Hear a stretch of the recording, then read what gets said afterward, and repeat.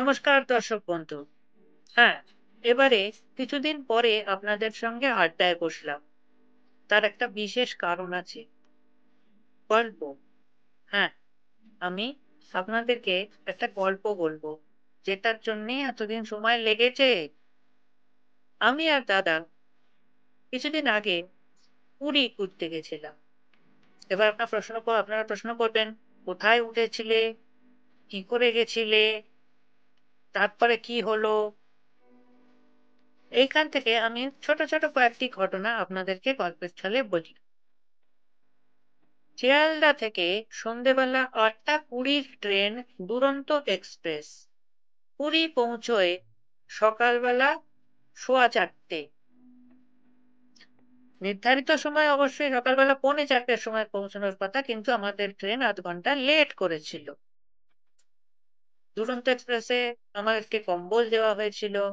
বাড়ি থেকে মা বাবা মিলে ৫টা করে লুচি আর তরকারি দিয়ে দিয়েছিল। সেটা খেতে খেতে আমাদের যাত্রা নির্বিঘ্নে কাটলো। অবশ্য ঠান্ডাটা একটু বেশি লাগছিল, সেটা কোনো ব্যাপার নয়। তো পুরীতে আমরা কোথায় উঠলাম? পুরীতে আমরা উঠলাম চক্রতীর্থ রোডে রামকৃষ্ণ মঠে। মনে রাখবেন, পুরীতে রামকৃষ্ণ মঠও আছে এবং রামকৃষ্ণ মিশনও আছে, কিন্তু আমরা উঠেছিলাম পুরীর রামকৃষ্ণ মঠ ভক্ত নিবাসে। এইখানে আমি, বাবা আর মা আগে এসছি, কিন্তু দাদা এর আগে আসেনি। তাই ও জানে না যে এখানকার সমুদ্র কত সুন্দর।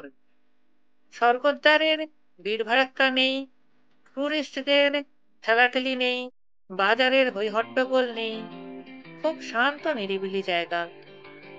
আমাদেরকে অবশ্যই আশ্রমের বাইরে মাঝে মাঝেই বেরোনোর অনুমতি, যখন ইচ্ছে আপনারা বেরোতে পারেন, আসতে পারেন।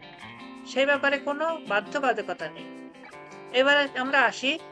আমরা পুরীতে যখন রামকৃষ্ণ মঠের সামনে আমরা একটা অটো নিয়ে পৌঁছলাম। সে এক ভয়ঙ্কর অভিজ্ঞতা। ওরে বাবা! অটোওয়ালা যা ভাড়া চাইছে, আমরা তার কম বলছি। একটা দরাদরি তো একটা করতে হয় নাকি? তো পুরীতে আমরা যখন রামকৃষ্ণ মঠের সামনে এসে পৌঁছলাম, তখন সকাল প্রায় ৪:৫টা হবে। আমাদেরকে ওখানকার ম্যানেজার দীনবন্ধু বাবু আগেই বলে দিয়েছিলেন যে মঠের গেট সকাল ৫টার সময় খোলে, এবং ৫টার সময়ে একেবারে ঘড়ি ধরে কাঁটায় কাঁটায় ৫টার সময় দেখলাম মঠের গেট খুলল। আমি আর দাদা মঠে প্রবেশ করলাম।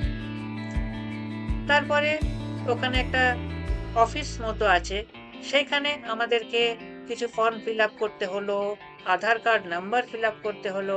সবই দাদা করলো। আমরা ব্যাগপত্র নিয়ে, ব্যাগপত্র বলতে একটি কিট ব্যাগ আর একটি দাদার পিঠের ব্যাগ ছিল, সেটা নিয়ে আমরা বসে আছি। তারপরে টাকা কি ওনাকেই দিতে হবে? অবশ্যই এখানে থাকার জন্য একটা সামান্য খরচ আছে, খরচ মানে বরাদ্দ করা আছে। সেই টাকাটা দাদা জিজ্ঞেস করলো, কি এটা কি আপনাকেই দিতে হবে দীনবন্ধু বাবু? তো উনি বললেন যে না, এখন নয়, সকালবেলা মহারাজ আসবেন পাশের ঘরে, সেখানে গিয়ে দিতে হবে। তো এই সময় আমরা কি করব না, আপনারা একটু মন্দিরে গিয়ে বসুন। এই মন্দিরে আমি, মা আর বাবা আগে এসেছি। দাদা এই প্রথম এলো। সে অন্ধকার, আকাশ তখন সবে আলো ফুটছে। তার মধ্যে, মন্দিরের মধ্যে, অন্ধকারের মধ্যে ঠাকুরের খালি, ঠাকুর শ্রী রামকৃষ্ণ দেবের খালি ওইখানটাতে আলো হয়ে আছে। সে এক অদ্ভুত অভিজ্ঞতা। কিছুক্ষণ পরে একজন কর্মচারী, ওখানকারই কর্মচারী, সে আমাদেরকে বলল যে আপনারা আসুন, আপনারা ঘর বুঝে করেছিলেন, আপনাদের ঘর ঠিক হয়ে গেছে, আপনারা আমার সঙ্গে আসুন। আমরা ব্যাগপত্র নিয়ে আমরা ওর সঙ্গে নিজেদের ঘরে যাচ্ছি। যেতে যেতে ওই ভদ্রলোকই বলতে হয়। উনি বললেন যে দেখুন, সমুদ্র স্নান যদি করতে হয় বলে আমাদেরকে একটি পাশের কলের দিকে দেখে আঙুল দেখে বলল যে ওইখানে পুরো চান করে আসবেন। একটু যেন ধুলো না ঢোকে, এই শাসনের সঙ্গে আমাদেরকে আমাদেরকে ঘরে ঢুকতে হলো। ঠিক আছে, আমরা জানি, আমাদেরকে আগে থেকেই একটুখানি আঁচ করেছিলাম আমরা এরকম ভাবে। তো আমরা ঘরে তারপরে ঢুকলাম। ঘরে ঢোকার আগেও আমাদেরকে বাধ্য করা হলো জুতো বাইরে ছেড়ে ঘরে ঢুকবেন, জুতোর সঙ্গে বালি ঘরে ঢোকে, বালি যেন ঘরে না ঢোকে। তো বালি ঠিক আছে, আমরা জো জো হুকুম করে আমরা ঘরে ঢুকলাম।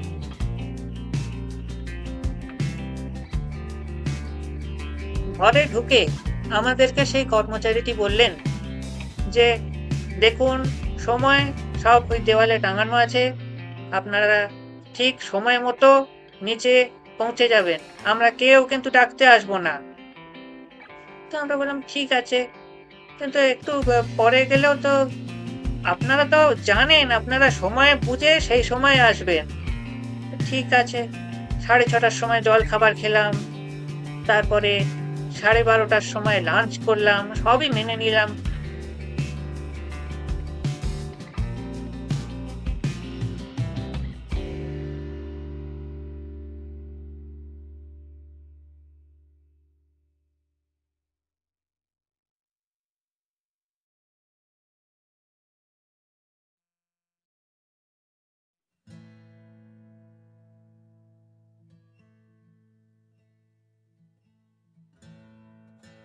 আমরা তখন আশ্রমের মধ্যে নিভৃত বাস করছি। সে যাই হোক, সকালবেলা 6:30টার সময় চা জলখাবার খেয়ে, জলখাবার কি জানেন তো, মুড়ি আর তার সঙ্গে একটু ঘুগনি মেশানো। সে মুড়ি খাচ্ছি তো খাচ্ছি, খাচ্ছি তো খাচ্ছি, শেষ আর হওয়ার নাম নেই। সেই জলখাবার খেয়ে আমরা বিচে ঘুরতে বেরোলাম। আহা হা, এই পুরীর বিচ আমি তো অন্তত কখনো দেখিনি। আমার মা বাবারা হয়তো অনেকদিন আগে যখন পুরী একটু খালি ছিল তখন দেখে থাকতে পারে, কিন্তু আমি কখনো পুরীর এত পরিচ্ছন্ন, এত বিশাল খালি সমুদ্র আমি কখনো দেখিনি।